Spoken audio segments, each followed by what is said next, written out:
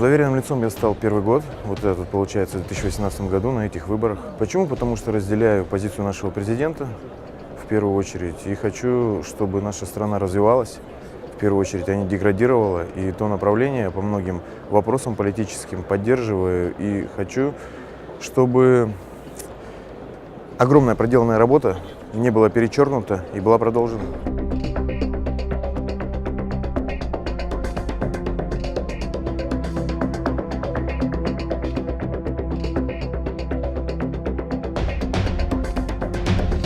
Сегодня работаю в школе с детьми каждый день.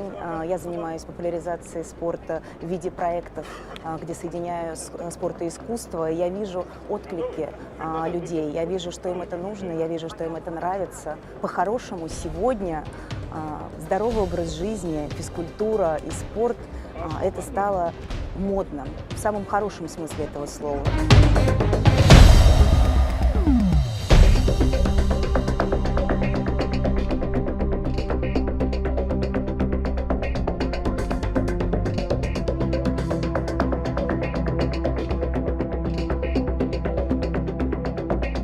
Мы, безусловно, поддержим и материально поддержим, и морально поддержим всех наших спортсменов, которым не удалось поучаствовать в этих Олимпийских играх. Надеюсь, что их и личная, и спортивная жизнь будет складываться благоприятно.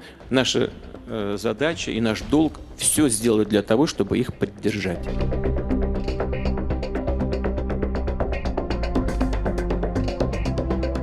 Я согласна с Владимиром Владимировичем абсолютно, что, к сожалению, это произошло. Мы не должны опускать руки, и все равно это когда-то страничка закроется, и все равно спорт должен существовать, и мы должны понимать, что в будущем все будет так, как было раньше.